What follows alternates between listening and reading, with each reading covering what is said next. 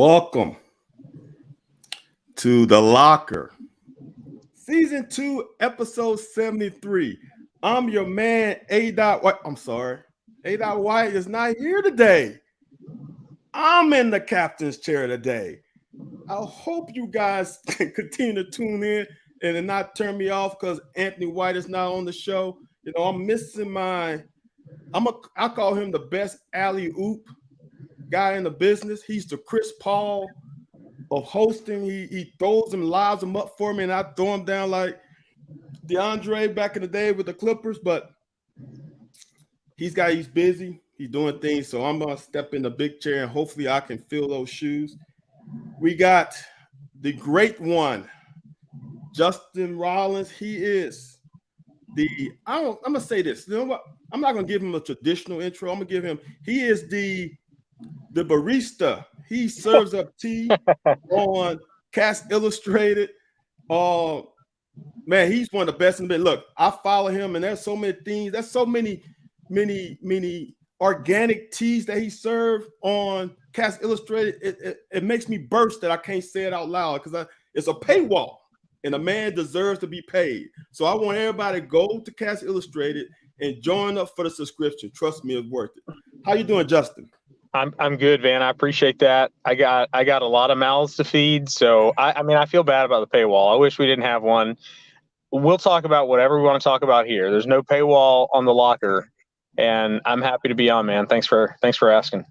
I appreciate it, man. Look, first of all, let's just get into this. I don't know you, Justin. We just met on Twitter, and I appreciate the relationship that we have created basically through Twitter. But give me some information about you. I know you're from the East Coast, right? Yeah. I grew up in North Carolina. My dad went to UNC when Jordan was there. Lawrence Taylor was there. Michael Jordan was there. Yeah. So some golf with those guys back in the day. He was a ball boy for a little while with the UNC basketball team. I grew up. It was the Kentucky Duke game in the 92 regional final that turned me into a Kentucky fan.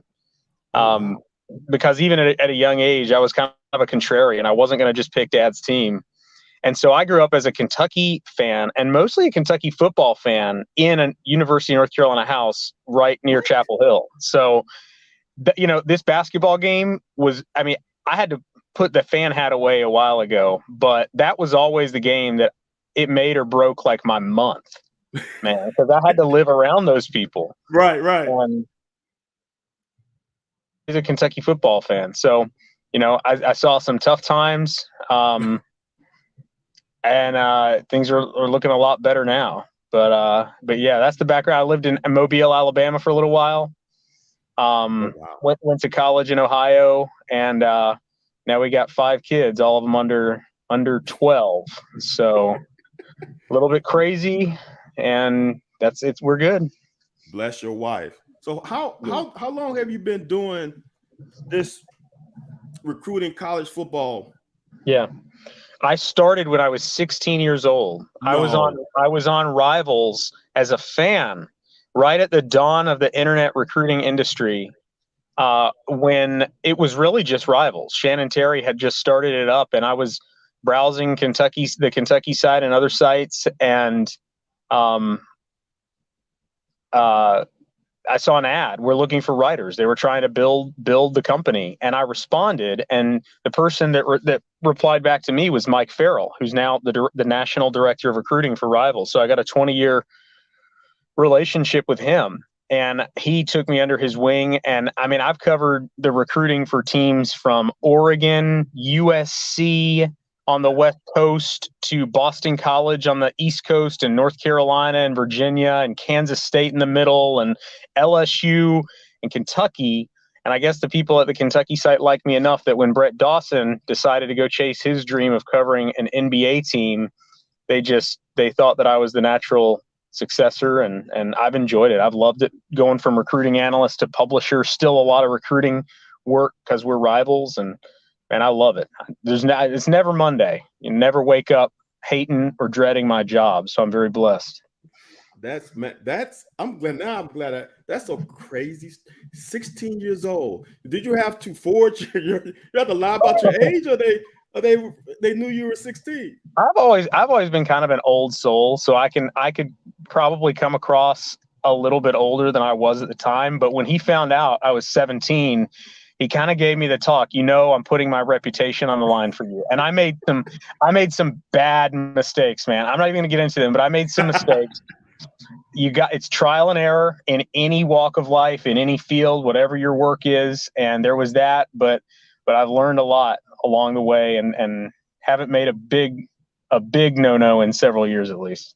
Man, that's crazy. So let's get into what everybody's probably tuning in for. But I'm gonna start with this though. I just saw on Twitter that Tyler Beatty isn't you want to know about your mistakes? Tyler Beatty isn't playing in the bowl game. Yeah. And there are other guys that Iowa leading running back isn't playing in the bowl game. And there's others that are not going to play. Why is it? What do you think that Stoops has done that we don't have opt-outs? That's a good question, man. I hadn't really thought about that. That does speak to the culture, doesn't it? You had guys like Benny Snell in the Citrus Bowl. He wanted to go one more time. You had Lynn Bowden in the game against Virginia Tech. He wanted to go. And I mean, you figure by that point they had already proven everything they needed to prove, right? So they play for their teammates. That's weird. You don't go to 6 straight bowls at Kentucky unless you got the culture thing down, I think. That's true. And I think that does speak to it, yeah. That's crazy because Darren Kennard could easily he has a chance if he does well at the combine to be a first rounder, and something happens in this bowl game, he is putting this potential draft status in jeopardy. And for him to say, no one's even questioning it. I don't think anybody's even asking Darren Kennard is he going to play or not, and that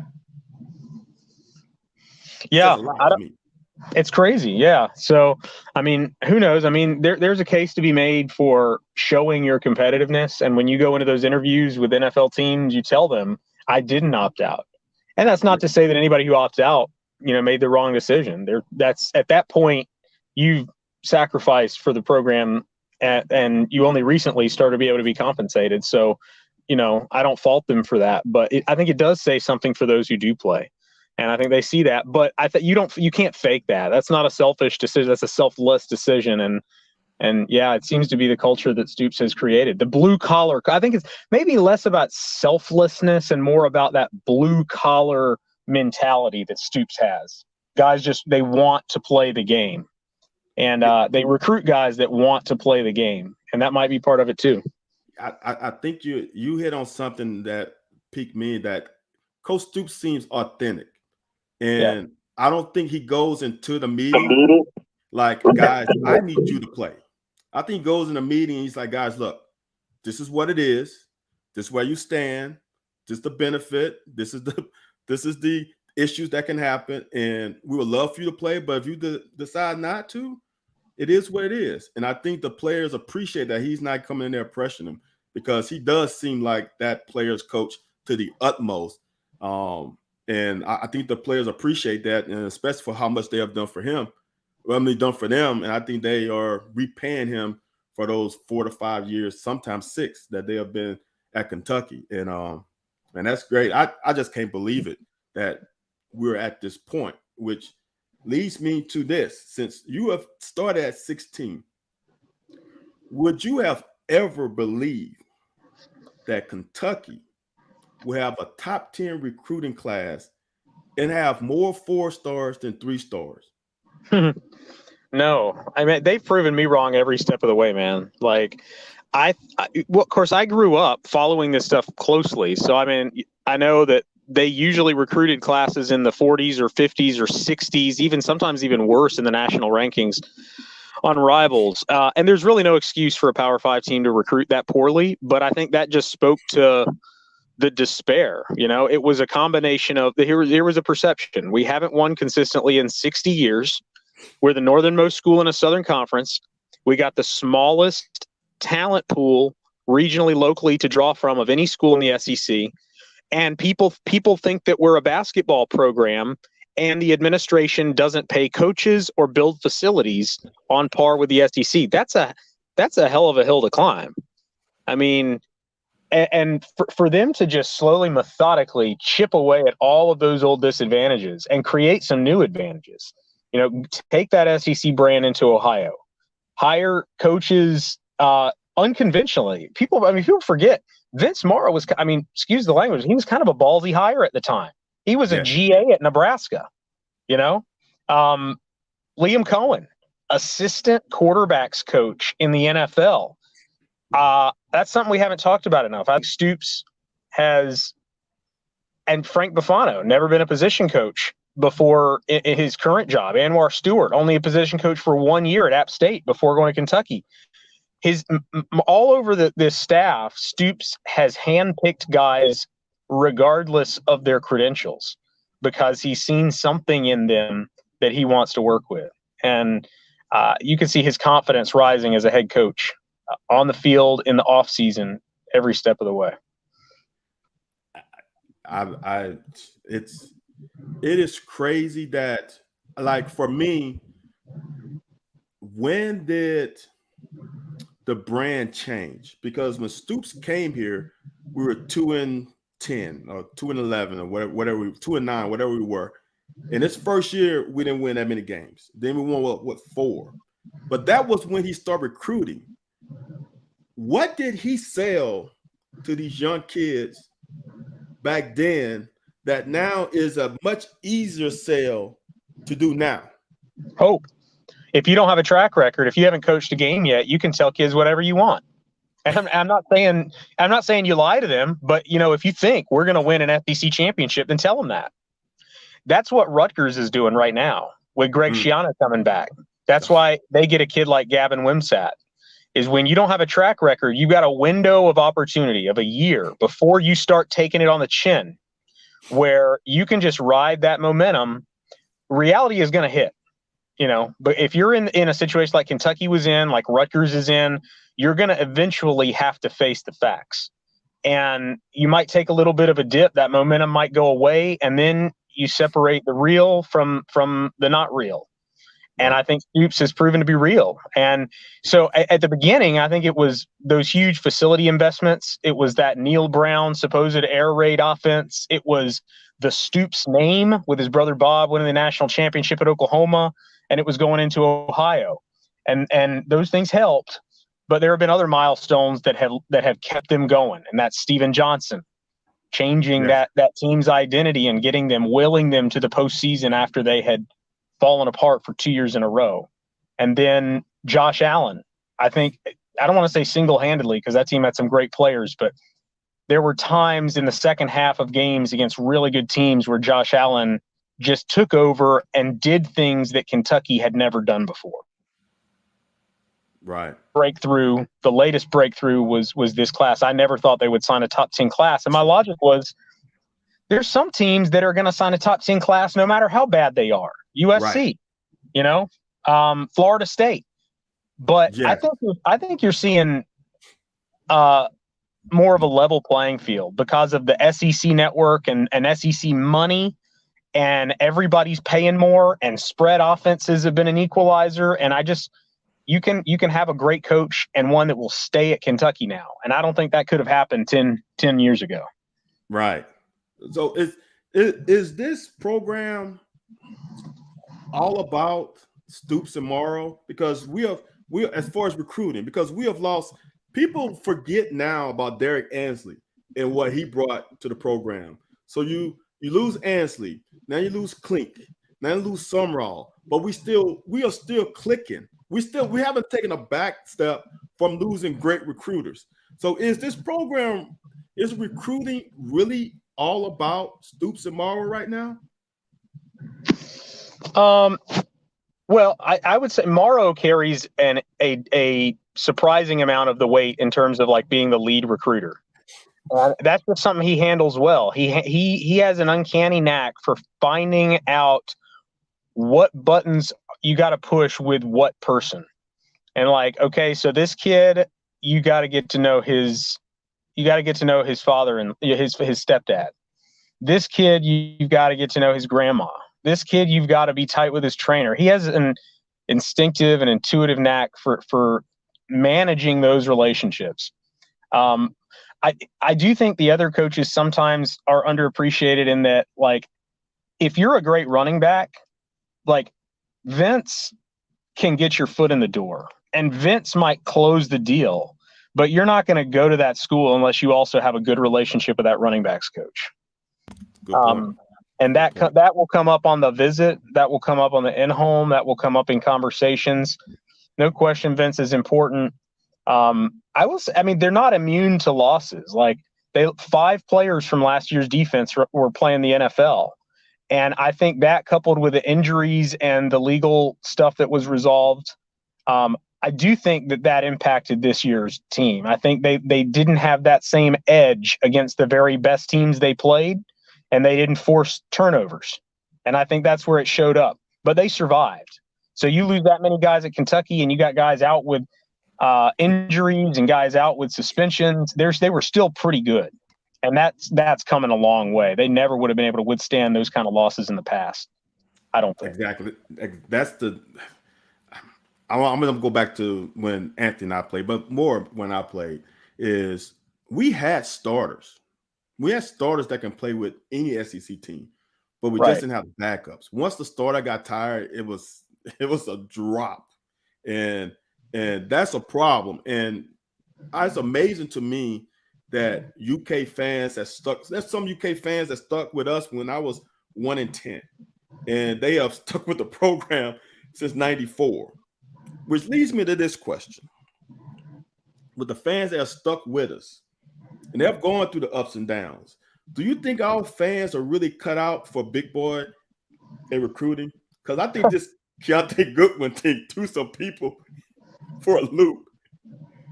Kentucky fans pay my bills, so I've got to be careful with what I say here. But I think they're learning. I think I've never verbalized, I've never articulated this, so excuse me if I don't say it well, but I think Kentucky fans have kind of an all or nothing mentality. And I think that goes for basketball too. I heard our guy David Sisk, he works for our side and the North Carolina side, and he was talking about the differences between Kentucky and North Carolina fans on a podcast for the Carolina site. And I heard this. And he said that Carolina fans take more of a long view. And I think most fans do. They take more of a long view. Maybe not fans on social media or message boards, but most fans have a little bit of patience and understanding, a little bit of nuance. Kentucky fans are ready to burn it down if it doesn't go the way they want right away. And I think that's one reason the basketball program has been so good in history, is because if you just demand, and you got the resources to back it up, eventually the cream is going to rise to the top. Now, in football, it's taken a while to get expectations up where they are now. But now, I mean, you still kind of see it. And I think the media, I'll take responsibility for my part in it too. We got this game against Georgia now. This is the biggest game that Kentucky's ever had. And then when they lose, what's the point? I don't think, maybe some other fans do this, but I think that is kind of a staple of Kentucky fans, just that and it speaks to their passion. But you see it in recruiting too. Alabama has got 5 stars flip. USC has 5 stars flip. Georgia has 5 stars flip. It just gets crazy. The reason why Keontae thing got crazy is because he's a great player. And when you've got a bunch of great options, it's a harder decision. If you've got 1 or 2 good options, not going to be much drama. You better not mess it up, And that's the whole thing. I'm here in LSU, and I'll never forget when Nick Saban came and got Landon Collins out of Dutchtown, close to Baton Rouge, and how Landon was flipping and flopping. And his mom wanted to go to LSU and all this stuff. I don't think people understand the ebbs and flow of from an hour. 30 minutes. Each 30 minutes could be different for a kid. And fans don't get that. Fans don't get that. Oh, he committed here, and all else is going to stop. And then we're going to get him. But we forget about Kobe Albert and other guys who we flipped. I grew up a Kentucky fan, and I think I could have, I can say that if I were good enough, I would have probably gone to play football at Kentucky. That was obviously nowhere near the case for me. But what if Nick Saban called me into his office and for an hour said, "Hey, Justin, 17% of 5-star recruits are first-round picks, but at Alabama, 50% of 5-star picks or 5-star recruits are first-round picks." I mean, what do you say to that? Like, that's going to be a hard thing for anybody to turn down.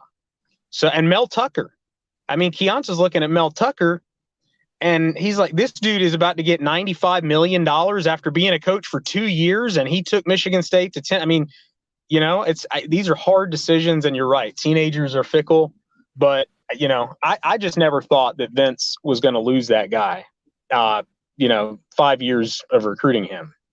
You know, I wouldn't bet against that. Yeah, that was something that I was like, guys, you guys have to calm down. And that was one day I went on the boards. I'm like, man, I got to get off of here because these people are making me pull my hair out.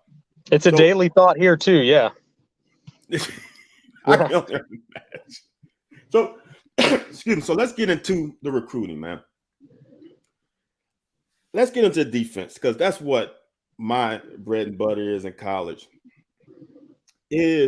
Why is it, in your opinion, so hard to recruit corners from high school? That's a good question. And the really good corners. Look, I don't have a great eye for talent. I've watched a lot of guys, so I kind of know what I'm looking for. And when you go to like these camps, if you see a great corner, like, whoa, look at this guy making play, like he's going to Alabama, he's going to LSU. Like, it's not easy. I mean, cornerback, you know this. It's got to be one of the hardest positions to play. You're doing everything backwards. And, you know, these are things that don't come. I think that there are technical things that you just can't master until you've got a certain amount of experience and maturity and games played. You know, nobody is naturally gifted with some of the things that are required to be a great defensive back. So I think there's a learning curve more so than other positions. And, you know, now receiver has become such a glamour position. You can make the case it's better to have a great receiver other than maybe quarterback than a great player at any other position. And so more and more of the great players are going to receiver. That makes it even harder to be a corner. So yeah, I'd assume you would agree. You probably talked about it, how difficult it is compared to some other positions, maybe. It's the most difficult position on the field, and now for me, it's one of the easiest one to come in as a freshman and potentially play if you have two great safeties, because all they're gonna tell you what to do. If you got good ears, they're gonna tell you, oh, get into cover, get in your deep third or get in your halves, whatever.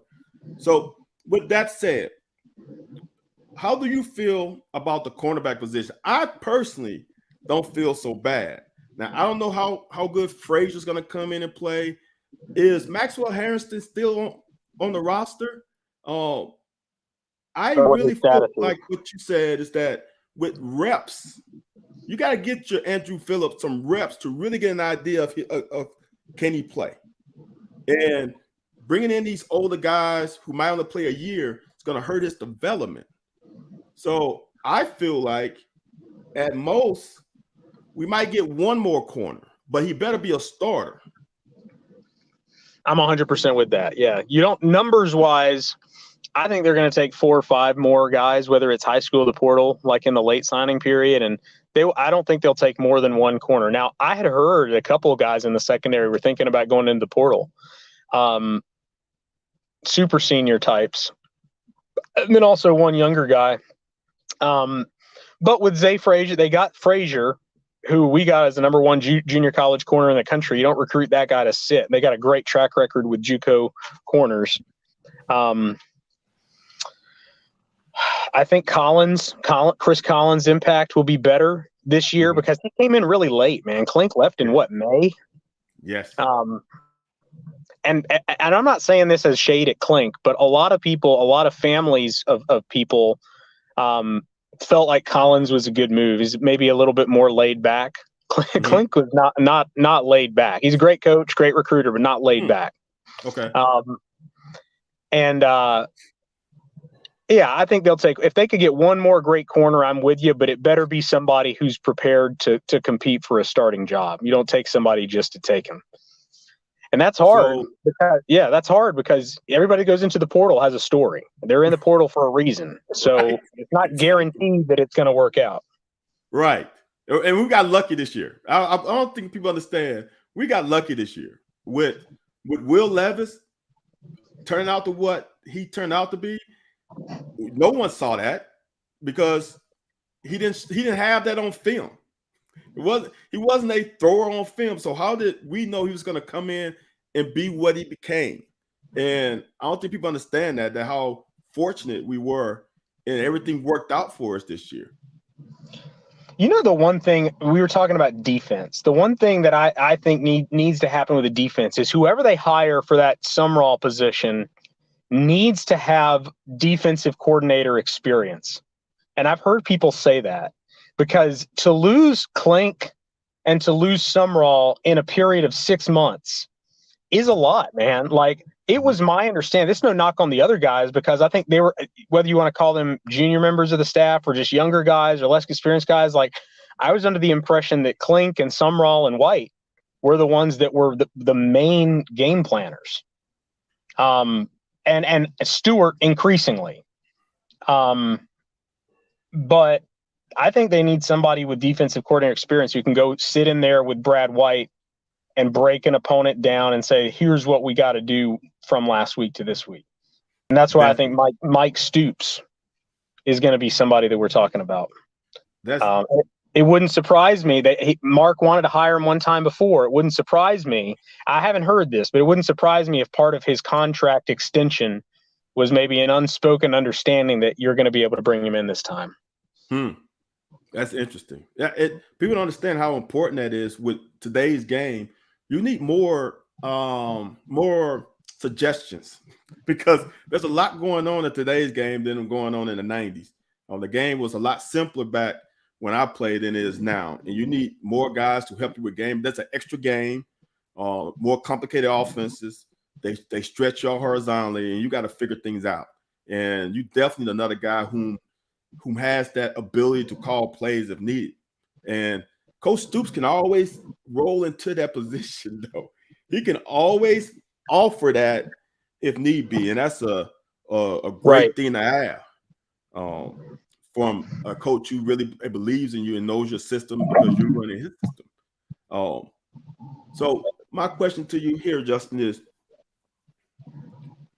you only can get one on defense because these are the two positions that I hear people complain about. Would you rather get a corner in the portal or an edge rusher? Edge rusher, 10 times out of 10. I mean, if in Kentucky's situation now, I feel like they can be okay at corner between whether Dort returns or Carrington takes a step forward or Zay is a good player. Like, they got to get the pass rush thing figured out. I don't think Jordan Wright is coming back. That leaves J.J. Weaver, who had a really good start to the season. They got, and we could say edge. You could even say defensive end. You could say whatever. I mean, whatever. It's just got to be a pass rush guy. I don't think they're going to beat. For them to get over the next hump to win the East. And it seems impossible the way Georgia was this year, but Georgia's not always going to be like that. It's not always going to be in Athens, and sometimes they're going to screw up. But for them to win a game like that, they need. I'm not saying Josh Allen, but they got to be able to get into the backfield and force some mistakes. And I think that's why I would go with that. I agree. Now, let's say, and you tell me if this is a possibility. If Jones or Square comes back, can Wallace move to the field side outside linebacker? That's a good question, and that I haven't heard anybody say that would happen. But I think if you're trying to get your best X number of players on the field, it's hard for me to believe he's not going to be one of your best 11 8 months from now. You know, what we saw, freshman all SEC, taking that blocked field goal back against Florida, you know, just physically, no questions, and a dog, and soaks it up in the study part of it. Yes. Now, for me, the interesting question is, like, what about De'Aaron Jackson? I thought, from what I was hearing, I thought he was gonna be a starter. The reason they brought Jaquez Jones in was because De'Aaron Jackson was hurt. So even if you move Trevin, I'm still guessing that De'Aaron is going to play starter level snaps next year. So, and the fact that he came back so quickly from that injury early in the year, I mean, I'm not betting against that guy. So for me, I think I like Square, I like Jones, but they're going to have dudes nipping at their heels all season. We have said this on the locker many times. I personally want to. Derek Jackson and Wallace brings some juice that Square and Jones just don't have. Square is ultimately solid, but he doesn't have the juice that Trevor Wallace has. Trevor Wallace is a track guy. I mean, he's a 100-meter guy. And Derek Jackson brings a little more size, a little more thump. And I was saying that maybe Jones and Square needs to move aside to let these young guys get the reps, because like you said earlier, reps are so important. You cannot make up reps, and I think those guys need to get these reps. And if if Jones stays, Derek Jackson takes over for Square, and Trevor Wallace needs to play the field side linebacker. Like you said, we need to get our 4 best linebackers in the game, and I think Wallace has shown that he can pass rush. Yeah, I'm with you. I can't fault. I'm very confident Jones is returning, and Square, I've heard, you know, is very possible. Those guys are probably thinking, okay, once they talk to NFL people, they're going to get undrafted free agent feedback. And, you know, they probably, if they're competitive football players like we know they are going to be thinking, I can be drafted. And, you know, if they both come back, I can't fault them for that. I will say that if they both left, then you'd be left with Casey transferring, and it would just be Wallace and Jackson, and I don't think that's as much depth as you want. Well, Thrower too, but I don't. Yeah, Thrower. But I can see the benefit to them both sticking around, but I would not be shocked at all if both Wallace and Jackson are starting by mid-season, maybe even sooner, if Wallace doesn't move over to that position as you mentioned. Yeah. So. Right. Did the Michigan State guy transfer already? Luke Fulton is there, and I like Luke a lot. I mean, you talking about Luke Fulton? Yeah, he's still there, and he's kind of in that thumper mold. And I think if he had to play, they could put him in a spot where he could be okay. But I'm not sure he's as loose. I'm not sure he's as flexible. So he's a little bit stiff, and that's what he's got to work off. Is he similar to Cash Daniels? I don't know. I don't know. I mean, Cash had some stiffness to him and some limitations, but his intangibles, you know, right, when he was locked in and focused, were off the charts. So that I don't. That's a lot to expect from Luke. I think Luke could play, but I don't think he's going to start for him at any point. No, that's what they. So in my opinion, if they get it outside and Square and Jones leave, you still got Thor, Wallace, Derek Jackson, and Fulton. They could make it work. It's deeper than it looked like that inside linebackers room was going to be when Jamin Davis left early and when De'Aaron got hurt. Right. Yeah. That's Sumrall crazy, left man. Sumrall left Kentucky in good shape. If he's somebody who wants to come back to Kentucky at some point on good terms, he did himself a favor, because he left it deep and talented, and he was recruiting for him right until the end. So he was a good employee. Right. Hats off to him, because he definitely, from what you guys said, got us a couple of guys that were potentially leaning towards leaving or not committing with him not being here. That was huge for us. Love Kobe Albert. Yeah. He and Auburn people were trying to play it off like they dropped Kobe, and I'm just That's just ridiculous, man. Kobe is better than 2/3 of the skill dudes Auburn has brought in over the last decade. Like, when I talk to people about what they like, they're going to fight over him offense, defense. The offensive staff, you hear him say he just eats it up. Like, he eats it up. Everything in the area, he just eats it up and gets leverages and he gets angles and he's got a real high IQ. Summerall did a great job with him, and Bofano did a good job locking him down on that last official visit. So, could he move to corner? Yes, that's what he was at camp, and they had him matched up with all the best receivers at camp, and he got beat some, and he beat them some, and yeah, no doubt, Auburn recruited him as a corner or a safety, but if Auburn brings you in as a defensive back, you can play, and Right. I could see that for sure. So you telling me we have an extra corner? Yes, it wouldn't shock me if Kobe is on the 2 deep at corner or receiver next year as a true freshman. Now, is Stoops in the business of having guys play both ways? Has he done that with anybody? I'm trying to think if he's had his Micah Johnson. Oh, wow. No, that's going back a little bit. That's going back. I can't imagine. No, in the SEC, no. I mean, you're talking Champ Bailey, right? Charles Woodson. No, let's let Kobe be all SEC first. Yeah. And so that's what I want fans to understand is you think about it, and these guys are not small. Wouldn't Kobe be the smallest one out of Stewart and Afari and Zay? Wouldn't he be the smallest one? Between Stewart and him, I'm not sure what the measurables are, but he's definitely not as long as Zay or Afari. No. So fans, look, think about it. Like I said in 2019, after we lost those 3 corners, we're going to be fine at corner.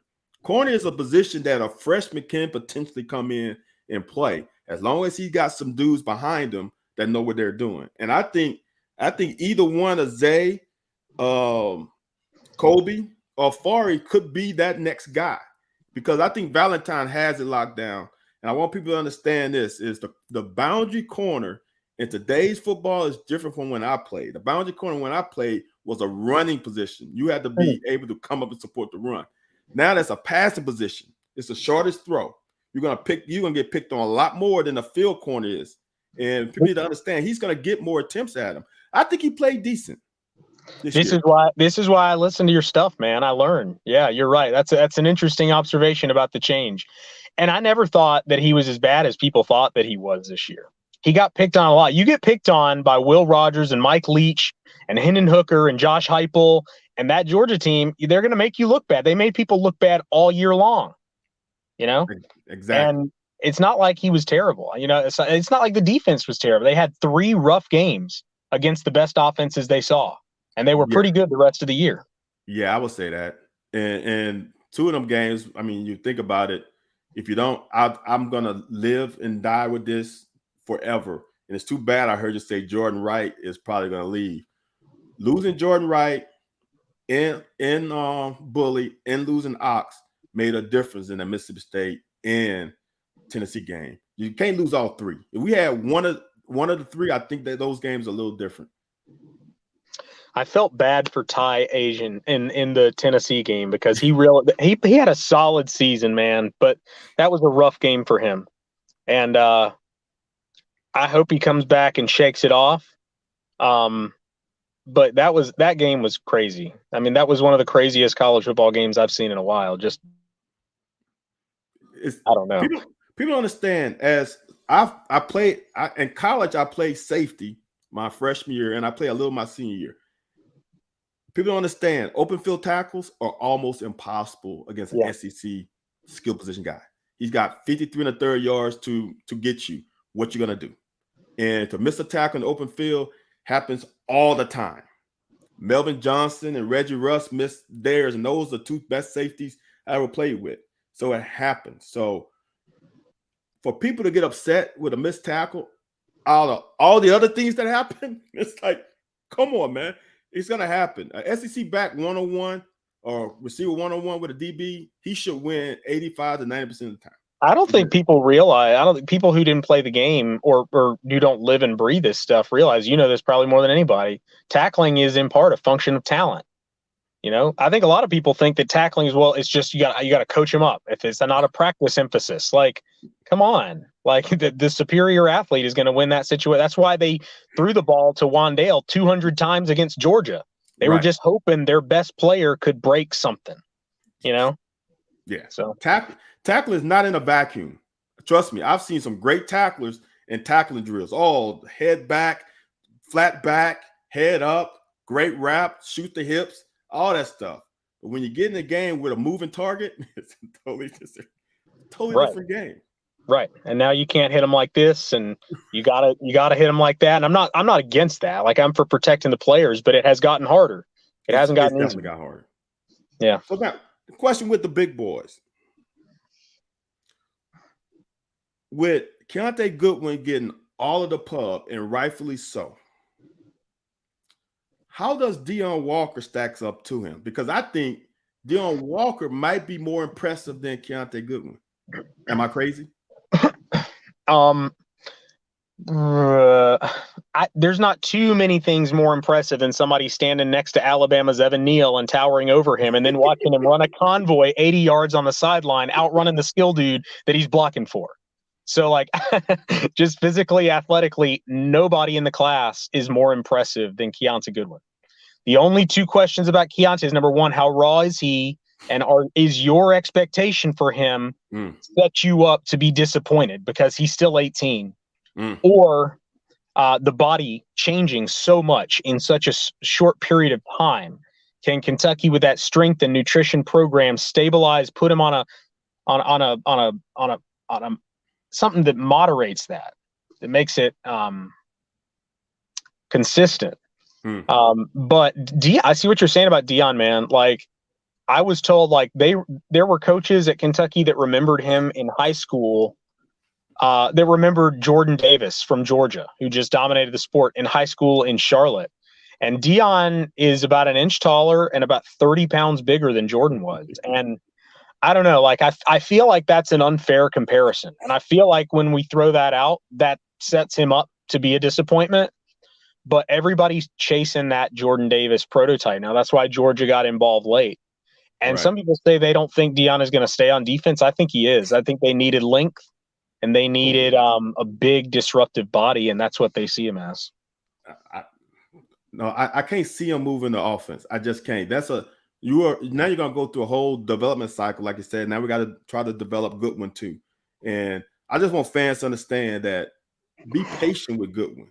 Be patient. Don't expect him to start right away. Even he might not start next year. That offensive tackle is a tough spot, man. You got 22, 23-year-olds who've been in the game a long time, been in that corner, and it's a different animal playing in Southern Indiana than playing with the big boys in the SEC. I agree. You lose your matchup 1 out of 10 times, and people are going to rake you over the coals. I mean, I wouldn't pencil him in as a starter. I think the best case scenario right now is Dare returns at left and Horsey moves to right.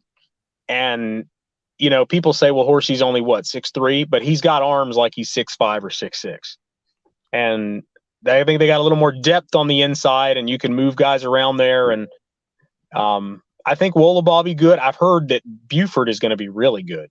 Okay. But they don't – the issue is if Dare leaves, they don't have any experience at tackle. None. Yeah. Not one tackle snap played, I don't think, other than maybe mop-up time. But that would be interesting. Well, Flax got a little taste. A little. I just don't hear as much about him now. I'm not writing him off, but I can't. I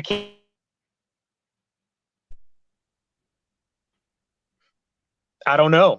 Maybe Flax will.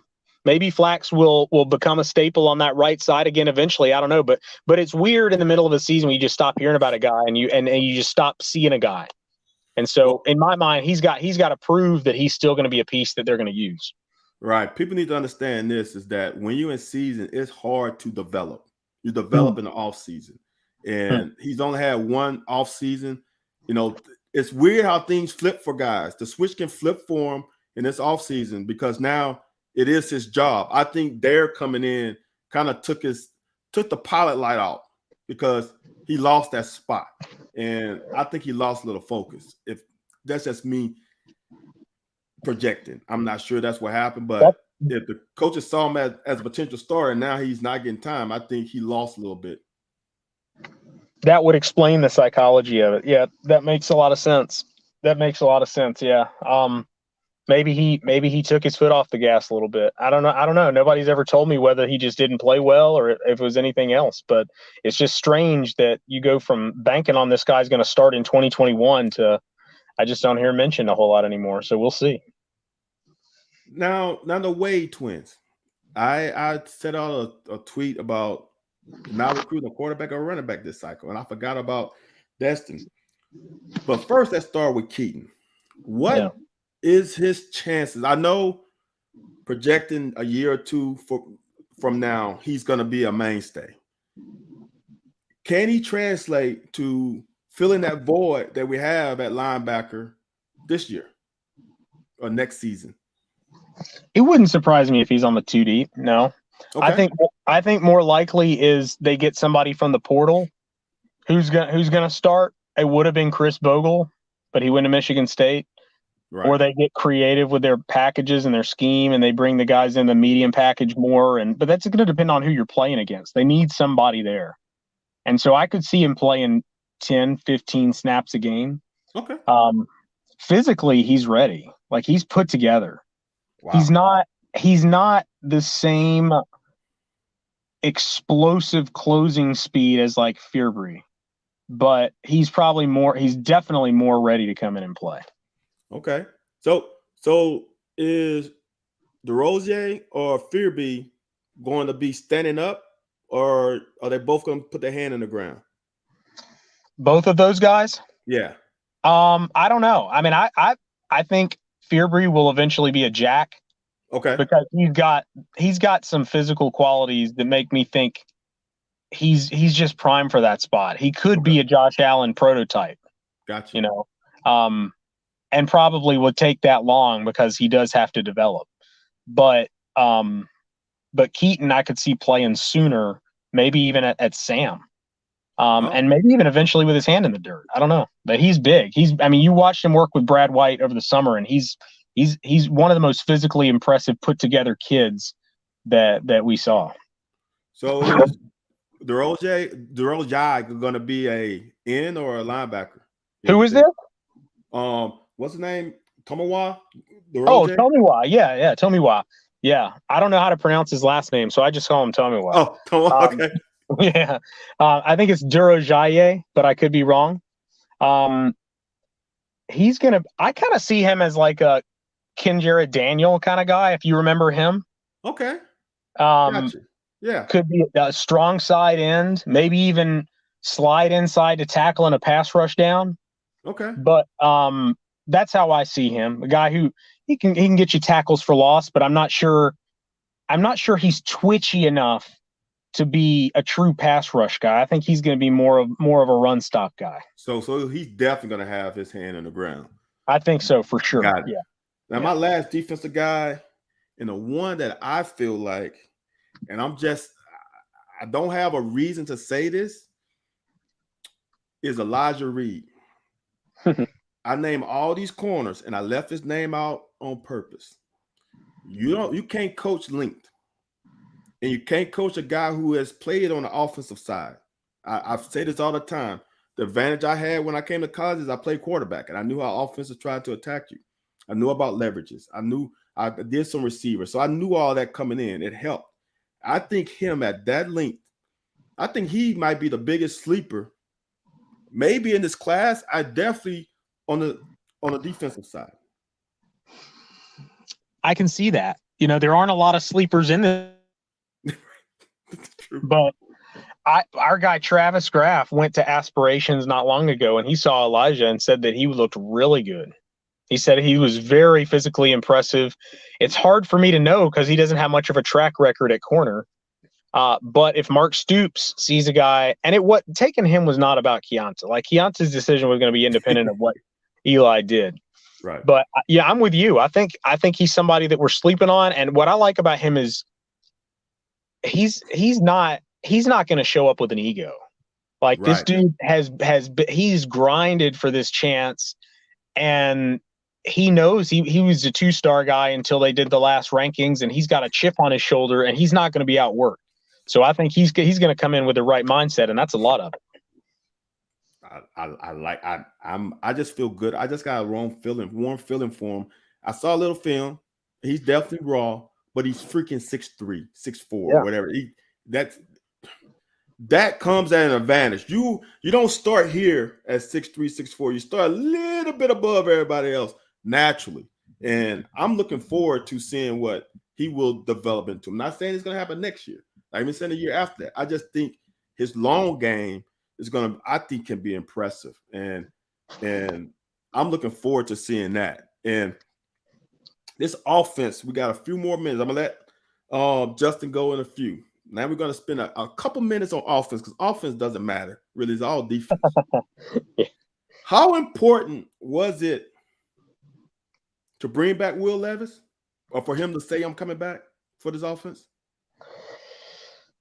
I think it was understood that he was probably going to come back once he got NFL feedback.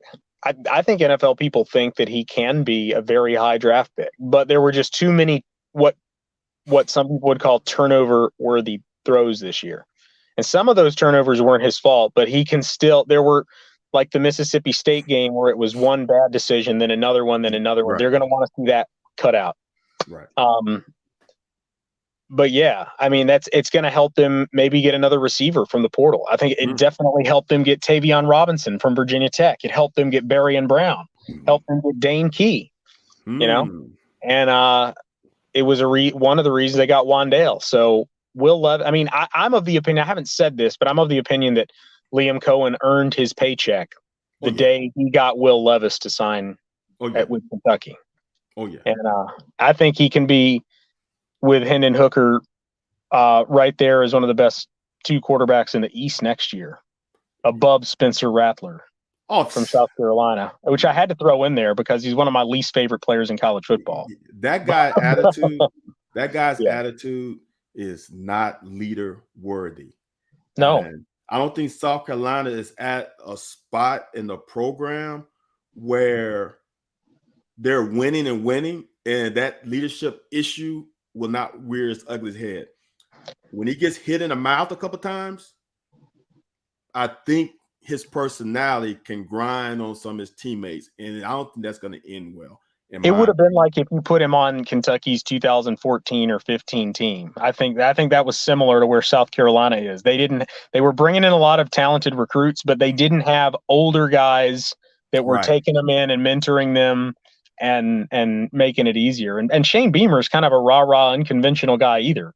I wonder if Rattler just goes there thinking everything's going to be on a silver platter for him. You know, I think he's in for a rude awakening. You just stated something about Will, and that got us Berrien, and that got us Dane Key. Let the fans know, because some of them think that they're going to come in right now and fill spots. What's the chances of either or both getting a lot of time next season? If they add another guy like Tavion at that level, somebody like Taj Harris, the guy that decommitted from Syracuse, then I don't think very much, because they're going to play 2 or 3 tight ends a lot of the time. Yep. And they're going to be throwing to Juton, I'm sure. Yep. So I think it'll be actually a pretty tight receiver rotation. You see some teams out there will run out, like Mississippi State. How many receivers do they play? Like 12, 13 receivers? They play at least 10. Yeah. So Kentucky, I don't know under Cohen if Kentucky's ever going to consistently play more than 4 or 5. I'm saying 6 tops. Yeah. I don't see that. Yeah. And people have failed to remember that Magwood and Christian Lewis were from last year. So there's 2 guys who are going to be fighting for this spot. And if Crowders comes back from the injury, from his knee injury, there's 3 guys that those 2 guys have to fight over. I'm not sure that they'll be able to do that with just a spring ball and come into fall camp. Or with Chris Lewis gaining 20 pounds this season. I had heard that the strength people at Kentucky were just enamored with this guy. They were like, he could be a first day pick in the draft eventually, because he was thin as a rail and making competitive catches against Kool-Aid McKinstry for Alabama in that Alabama-Mississippi All-Star game. And now you add 20 pounds to that, he can be a vertical threat on the outside that they haven't had. And DeKel, they were talking about drawing up little packages for DeKel this year. That's the thing about receivers. They're not going to come in and play 60 snaps. Are they ready to come in and have Cohen have 2 or 3 plays designed to get them the ball? That's what they're doing. Yeah, I want people to, and personally, I played with Dane Key's father, Dante, so I want him to succeed, but I also want people to give these kids time to develop. It's not that easy to transition from high school to college as a freshman. And like, to me, Jordan Anthony, for me, just thinking about it, has a better chance of getting the field before those two guys, because Jordan Anthony has something that you can't coach. Yeah. And you can put him on a jet sweep, which he doesn't have to read coverages and know when to sit, know when to go through, know if there's a too high or single high safeties, and know what route to convert to. It's just a jet sweep. And I can see him getting on the field before them two. I could see him getting on before. I'm actually of the opinion that I think Dane Key will be the most prolific receiver that Kentucky brought in from this class. Not this year, but I think long term, I'm more confident that he's going to be a core player for them than anybody, for a lot of reasons. I mean, he's got some pedigree. He's a legacy. Local guys, Kentucky kids, for whatever reason, they tend to pan out at a higher rate, probably because you know what you're getting. Right. And I really think they like him as an outside guy. And he's got size. Yeah. Yeah, I think Dane, and I've tried to say that recently, that I think that we haven't talked about him enough because of all the talk about Berrien and Tavion. I think Dane is going to be a key guy for them for several years. Yeah. Go ahead. I agree. He has a timing too with jump balls. He has pretty good timing on when to go attack the ball and catch over a 50 and get a 50-50 ball more than not. Right. I definitely agree with that. If we're talking upside, Berrien is Berrien. Okay, like he's the receiver equivalent of Keonta. I mean, he has some Devonta traits. And you would hear Alabama fans say the reason why Alabama was recruiting him is, Kentucky was going for the Jordan Davis prototype with Deion Walker. Berrien is the Devonta prototype. I mean, he's just that kind of smooth, effortless. He doesn't have an extra gear. He's got 2 extra gears. Right. But he got suspended a couple of times the second half of the season, and Alabama ducked out, and no question, they're going to have to make sure that they keep him focused. But, between Tavion and Dane and Jordan Anthony, Brandon White is the one that I worry about, because he's very short, and they've got several guys with speed and quickness now. Right. And I don't think he tested at Kentucky. I think he tested at Iowa State. I don't think he tested at Kentucky, but they like the speed, so we'll see. So he can potentially be like Tate and somehow get lost in the shuffle.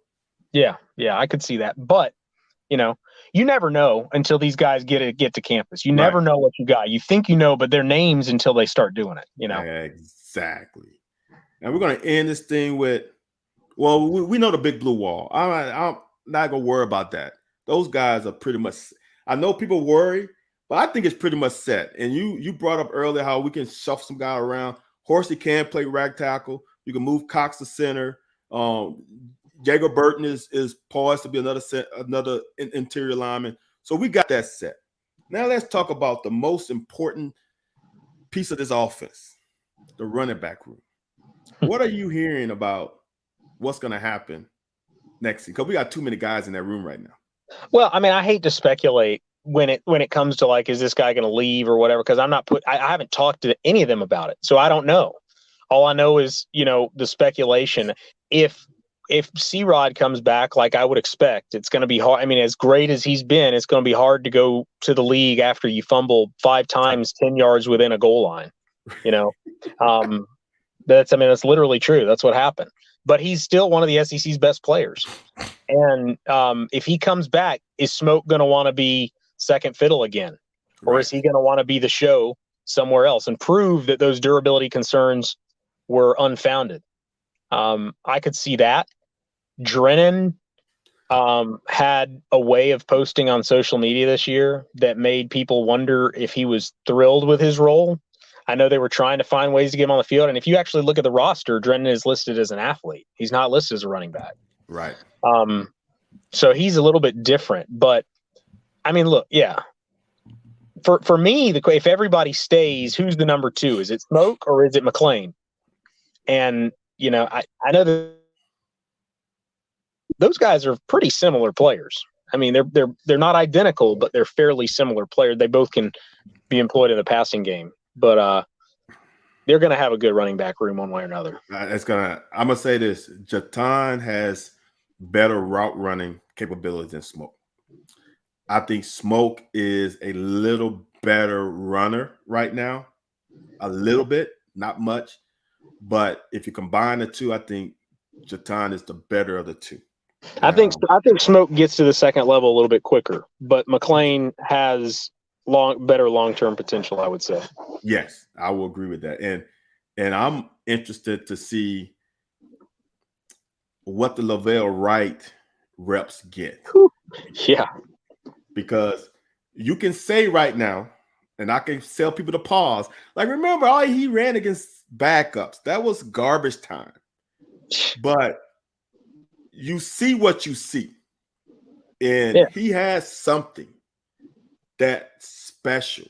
To me, he is a faster Benny / C-Rod. I'm with you, man. You've got better eyes because you played, but like that ticked me off in the Vanderbilt game when Levis made some throw with some dude bearing down on his face, like he sidestepped a guy and hit a dude like perfectly in stride, like over the right shoulder with pretty good coverage, and it's like everybody blew up. It's Vanderbilt. What are you talking about? Great play. Right. It's Vanderbilt. Like, okay, great plays come against all kinds of opponents. Right. Lavelle is he's a beast. I mean, guy that big that runs like that, and he can catch. Yes. Yeah, you don't see that kind of who can be a tough inside runner, but also an all-purpose kind of guy. I mean, he's a very intriguing running back. Yeah. He reminds me of Roundtree a little bit. A little bit, yeah. A little bit does, yeah. I think he can. That's the great thing about that room is we got depth upon depth, and that is crazy. So, and why wouldn't they? Why wouldn't they? It's the best stretch of running backs in program history, and now you got the Wisconsin dude coaching them. Right. I can't imagine a much better situation anywhere. And people forget about Boone Williams. Oh man. Yeah, you put Boom on one of these teams, and I mean, he's goodness gracious, probably all SEC. There were times when he was the only thing they had going on offense. Exactly. So my last question, because I know you got to get out of here, Justin, is this recruiting class a fluke, or we can continue down this road of getting top 15 classes? I think they can continue. I think they can. I don't think they're not the kind of program that every year it's going to be top 15.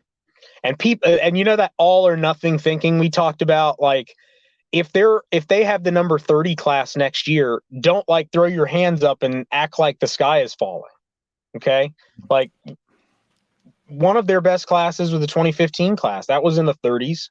One of their best classes, I mean, their best class on paper, 2014, was not one of their better classes. So this isn't an exact science, but yeah, you get to top 10 level, you're bringing in some dudes, and I think they can continue that. But we also got to think about recruiting differently because the portal is, I mean, Rivals doesn't factor the portal into the recruiting rankings, and I think for good reason. How do you measure a guy who's going to play 1 year versus a guy who's going to play 4 years? But we know Kentucky's going to do the portal well. And so that's a little boost from whatever you think that class looks like. This is the absolute last question.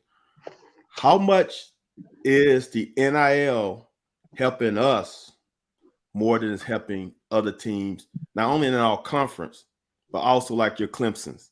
How much is NIL making a factor? Is it a huge factor or just a factor?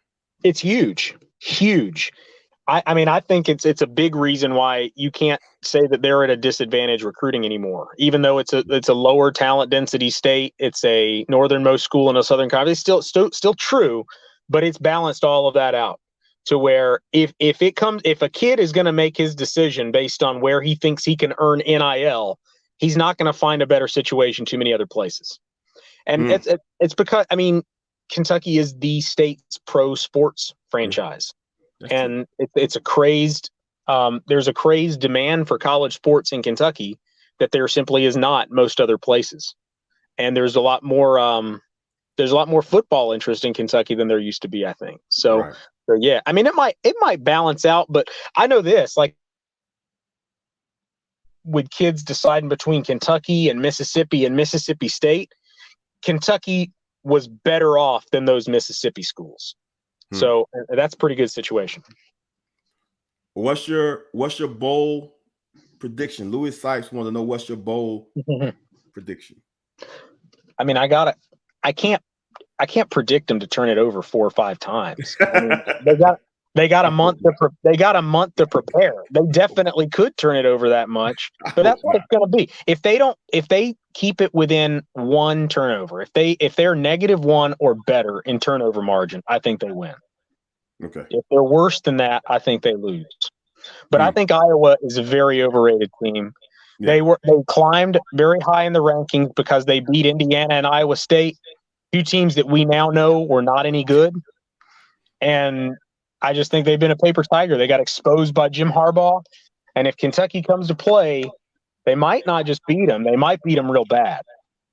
That's what I'm saying.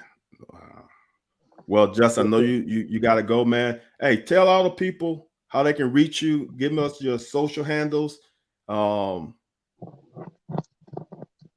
Justin Rowland, you can search Twitter for that, or you can do Rowland Rivals. That'll pull it up directly, and then catsillustrated.com. And yeah, man, we really appreciate it. I love talking to you. I listen to your feeds, and I learn something every time, man. I can't always say that, but I definitely can say it with you. And I appreciate it. Justin, again, thanks for joining us. Guys, this is the last show of the year. Anthony will be back at the beginning of the new year. Again, we thank Justin, and we are out of here. Thank you guys for joining. Oh, YouTube, The Locker, like, comment, subscribe. Follow us on Instagram too, guys. Go on over there and follow us on Instagram. Everybody have a great holiday, and we'll see you in 2022.